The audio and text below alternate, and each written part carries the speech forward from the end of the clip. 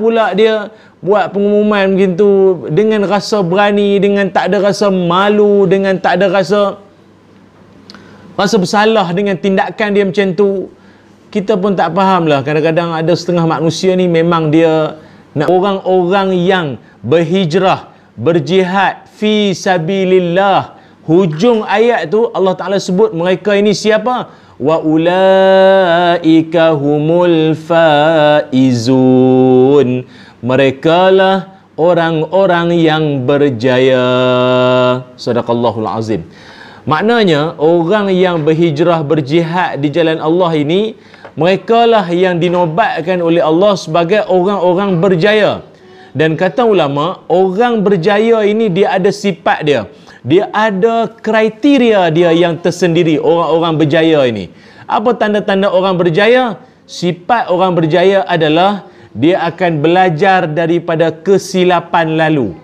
Dia akan belajar daripada kesilapan lalu. Maknanya apa yang pernah dia lakukan sebelum-sebelum ini, yang tak kena, yang tak jadi, tak berhasil, semuanya itu akan dijadikan sebagai satu pedoman i'tibar. Di masa akan datang takkan kuulangi lagi. Dia macam tu sifat dia. Sebab itu dalam ayat Quran Allah Subhanahu wa taala berfirman, a'udzubillahi minasyaitonirrajim, ya ayyuhalladzina amanu taqullaha wal tanzur nafsum ma qaddamat lighadin wattaqullaha.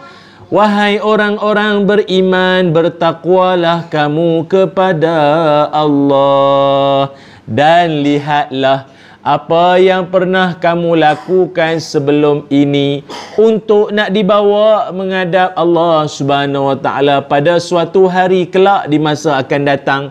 Tu.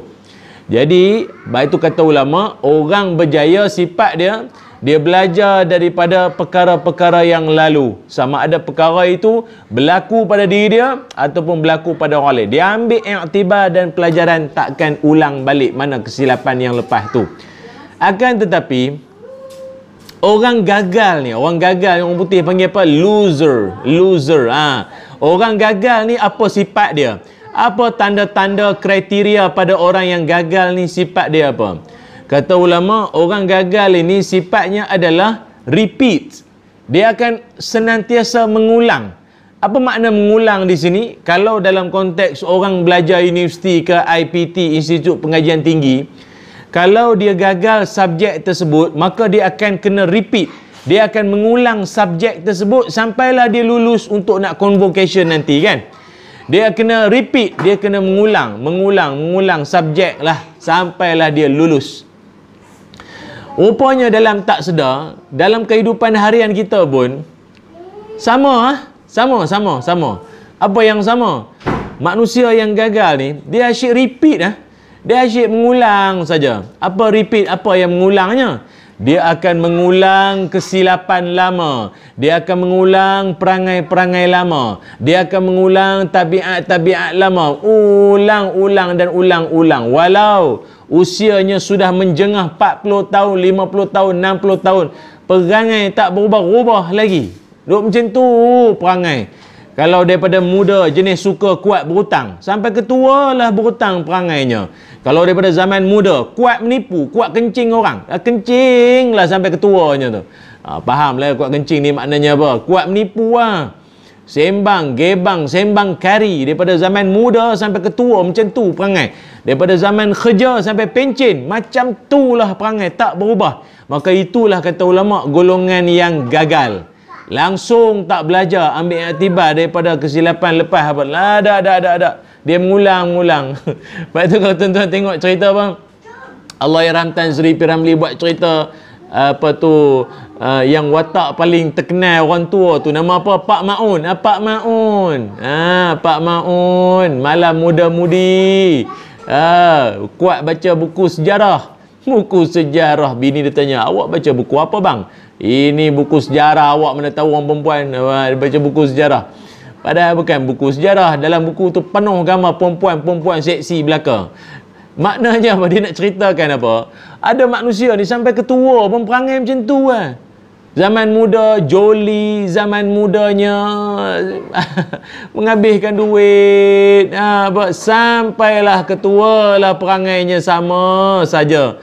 Kan? Tak berubah-ubah lagi perangainya walau dah menjengah usia veteran sekalipun. Apa kita nak sebut kat sini, kita sama-sama berubah ke arah yang lebih baik.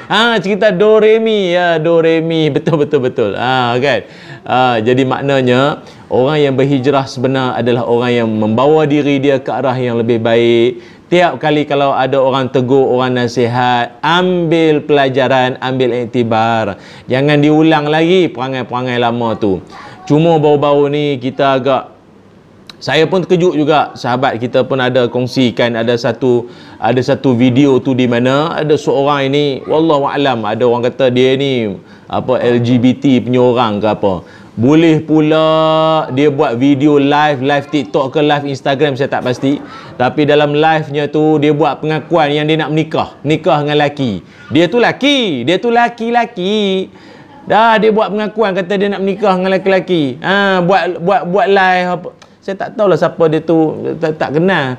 Tapi itulah maknanya seorang yang macam tu lah tu, jenis LGBT punya orang ni. Dah pula dia buat pengumuman begitu dengan rasa berani, dengan tak ada rasa malu, dengan tak ada rasa bersalah dengan tindakan dia macam tu. Kita pun tak faham lah. Kadang-kadang ada setengah manusia ni memang dia nak mencari perhatian ke, sengaja nak menimbulkan isu, nak melariskan perniagaan apa, kita pun tak tahu. Tapi secara umum kita nak sebutkan golongan-golongan, tak kira lah LGBT ke golongan mana yang jenis menyerupai yang laki-laki, menyerupai perempuan-perempuan, menyerupai laki-laki ni, Nabi SAW telah lama mengingatkan kita semua. Telah lama mengingatkan kita berkait tentang apa? Kata Nabi, kata Ibnu Abbas radhiyallahu anhuma, la'ana Rasulullah sallallahu alaihi wasallam al-mutasyabbihina minar rijal bin nisa wal mutasyabbihati minan nisa'i bir rijal. Kata Ibnu Abbas, Rasulullah sallallahu alaihi wasallam melaknat lelaki yang menyerupai perempuan dan perempuan yang menyerupai lelaki. Tu tak tahulah orang panggil apa, golongan-golongan macam ni. Kita nak pesankan, sudahlah, dah diperingatkan sejak daripada kaum zaman Nabi Lut lagi, dengan kaum Sodom lah apa semua telah pun diberikan azab siksaan oleh Allah Ta'ala, balasan terhadap mereka. Sepatutnya kita yang ada semangat hijrah ni tak payahlah buat perangai tu lagi, dah berhenti sudahlah. Apa sebab masih nak menerukan perangai itu lagi dengan rasa bangganya lagi pula, dengan bersikap begitu, dengan berpakaian macam tu pula. Malah dalam hadis yang lain Nabi sallallahu alaihi wasallam juga menyebutkan, la'anallahu man waqa'a ala bahimah, la'anallahu man amila amala qaumi lut, la'anallahu man amila amala qaumi lut salasan. Allah Ta'ala melaknat siapa-siapa yang mendatangi binatang. Dengan binatang boleh nak hentam juga, binatang boleh nak bersedap-sedap juga. Kan, Kak Alisha, tolong ambil Afian. Ambil Afian je, bawa pergi sana.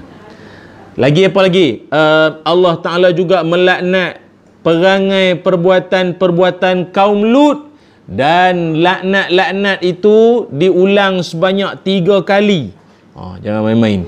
Baik itu kawan-kawan, sahabat-sahabat yang dirahmati Allah sekalian, kalau mungkin ada dalam kalangan mereka ini yang mengatakan bahawa kalau kami sama laki-laki bersedap-sedap sekalipun, bukan jadi apa pun, bukan nak mengandung, bukan nak ada apa pun, bukan nak ada kesan apa sekalipun. Siapa cakap? Dalam hadis Nabi SAW,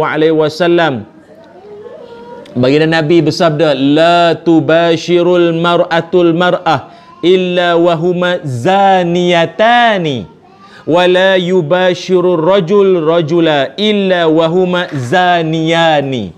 Apa kata Nabi SAW? Tidaklah seorang wanita itu dia bersedap-sedap dengan seorang wanita lain, melainkan mereka itu adalah berzina. Dia dikira berzina, perempuan sama perempuan sekalipun. Dan tidaklah seorang lelaki bersedap-sedap dengan seorang lelaki lain, melainkan mereka juga dikira sebagai berzina. Itu yang main-main. Allahu Akbar.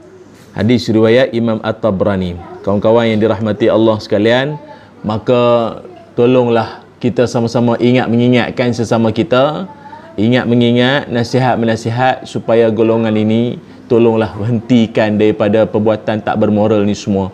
Sebab dalam Al-Quran sendiri tidak ada satu pun yang elok, tidak ada satu pun sebutan yang elok terhadap kaum perangai-perangai serupa ini. Malah dalam Quran disifatkan golongan ini sebagai kaum yang jahil. Sesungguhnya kamu mendatangi lelaki bukan perempuan kerana memuaskan nafsu syahwat kamu, bahkan kamu kaum yang jahil. Surah An-Naml ayat 55. Juga disifatkan sebagai golongan pendosa dalam Quran. Mereka menjawab, kami diutus kepada suatu kaum yang berdosa untuk membinasakan mereka. Surah Al-Hijr ayat 58. Juga disifatkan sebagai golongan yang jahat. Bukan saya sebut, Allah sebut dalam Quran. Kalau perangai golongan ni tak berubah juga, mereka disifatkan kaum jahat. Dan kepada Nabi Lut kami berikan kebijaksanaan dan ilmu, dan kami selamatkan dia dari bandar yang penduduknya selalu melakukan perkara yang keji.